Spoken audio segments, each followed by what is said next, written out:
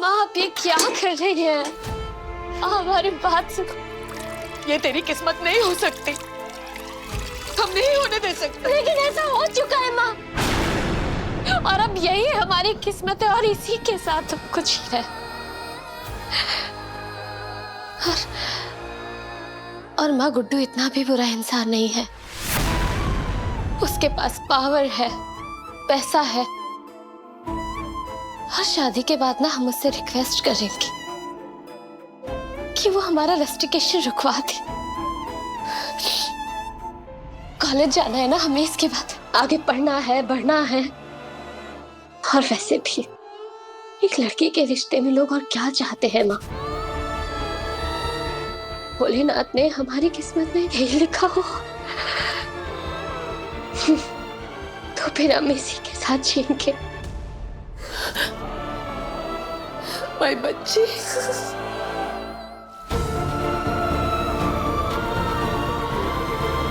हर छोटी बड़ी चीज में कमी निकालने वाली, शादी के नाम पर लड़ जाने वाली, जिस गुड्डू से सबसे ज्यादा नफरत करती थी, आज उसी में अपना जीवन साथी ढूंढ रही है। नहीं पीहू, भोलेनाथ इतना कठोर नहीं हो सकते कि वो तेरे किस्मत में उस गुड्डू जैसा नीच इंसान को लिख देंगे। देख तेरे हाथों में मेहंदी भी मिट गई और गुड्डू का नाम भी। बेटा, तेरी किस्मत में जिसका नाम लिखा होगा ना, वो तेरे पास जरूर आएगा।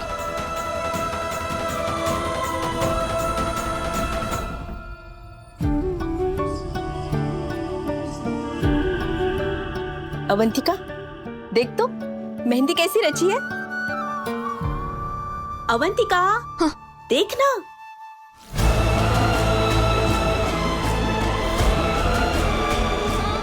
माई क्या लिखा है आपने? क्यों, किसका नाम लिखना था? ईशान का?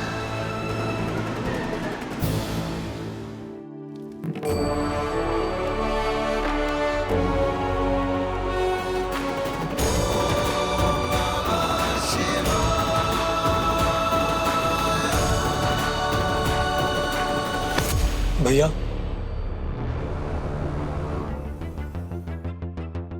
हमें आपसे ही उम्मीद नहीं थी भैया।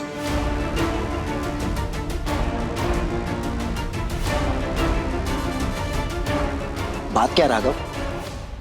बड़ी माँ, पापा, माँ, सब यहाँ ही है।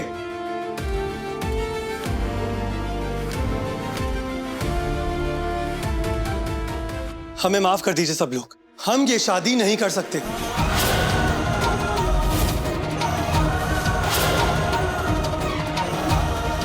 हम अपने ईशान भाई की खुशियों को छीन के ये शादी नहीं कर पाएंगे। हम अपनी शादी की खुशी में इतने मगन हो गए थे कि हम अपने ईशान भैया के दुख को महसूस ही नहीं कर पाए।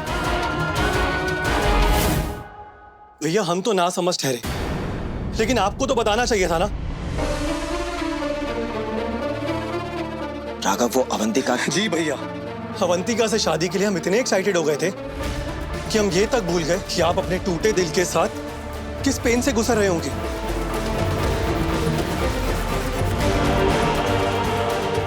अब तक वो कैंप वाली लड़की जिससे आप इतना प्यार करते हैं, उसका कोई लिंक भी नहीं मिल पाया भैया आपको। भगवान का लाख लाख शुक्र है कि राघव को ईशान और अवंतिका के बीते हुए कल के बारे में कुछ भी पता नहीं चला।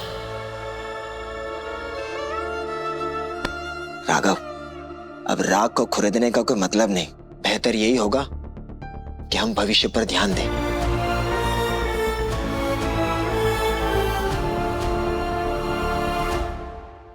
चल चल, यहाँ से निकलते हैं, नई जिंदगी शुरू करते हैं हम।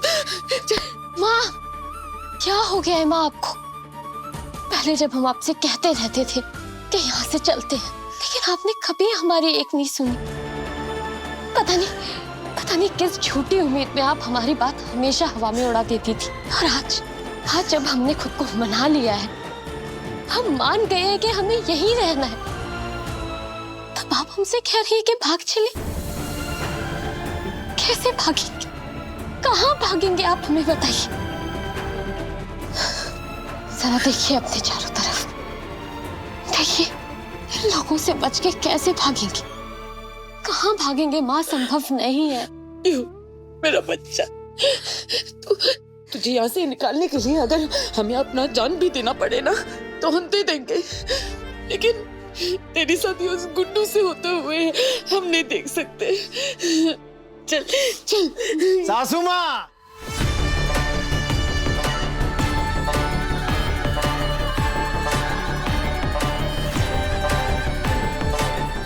कहीं नहीं जाएगी पीयू। अरे ईमानदार लड़की है, आपकी जान बचाने वाले उस एक घूंट पानी की कीमत हमसे शादी करके अदा कर रही है। क्यों Piyu? Very very thank you सासू माँ, ये सब आप ही की वजह से संभव हुआ है ना पीयू? तुम ये सारा कांड इसलिए किए ना ताकि हमसे शादी कर सको, तो कर रहे हैं ना हम तुमसे शादी, फिर काहे हमारी माँ को परेशान कर रहे? देखो पीयू, अब हमारा ब्याह हो रहा है तो पूरे रीति रिवाज और धूमधाम से होगा, आया समझ में?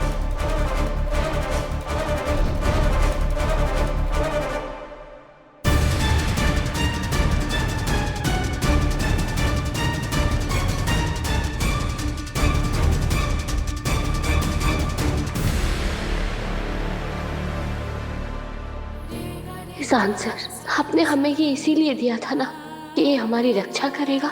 हम जहाँ रहेंगे आपको पता चलता रहेगा, तो फिर हम कहाँ हैं, कितनी मुसीबत में, आपको काहे पता नहीं चल रहा है।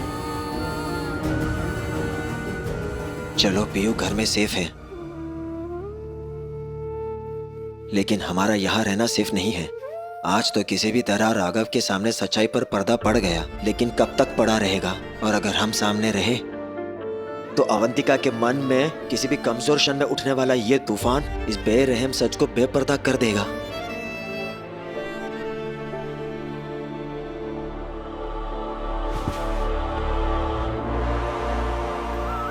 इस बात को राघव कैसे बर्दाश्त कर पाएगा? इसलिए हमें वापस लौटना ही होगा, हमें वापस जाना होगा। हेलो, तुम मेरे सवालों का जवाब दिए बिना तो यहाँ से चले गए, लेकिन मेरी और राघव की शादी देखे बिना यहाँ से जाने की सोचना भी मत। अवंतिका प्लीज। क्यों? मैं लड़की हूँ तो सारा दर्द, सारी तकलीफ झेलने का जिम्मा सिर्फ मेरा है। जब मैं अपने प्यार का बलिदान करके किसी और के साथ शादी कर रही हूँ तो तुम्हें भी अपने प्यार का बलिदान होते हुए देखना पड़ेगा। अगर तुम नहीं आए ना तो मैं शादी के मंडप में नहीं जाऊंगी, तो तुम्हारे भाई का दिल तो तब भी टूटेगा।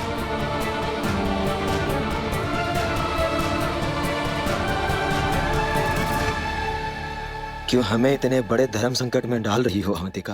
कैसे देख पाएंगे हम ये सब? तुम मुझे किसी और के साथ देख ही नहीं पाओगे ईशान, क्योंकि तुम मुझसे बहुत प्यार करते हो और इसीलिए तुमने राघव और मेरी शादी के लिए इतनी जल्दी हाँ कहा है। और जब तुम अपनी आंखों से मुझे किसी और के साथ दूर जाते हुए देखोगे तो सिर्फ तुम मुझे रोकोगे नहीं, बल्कि मुझे स्वीकार भी करोगे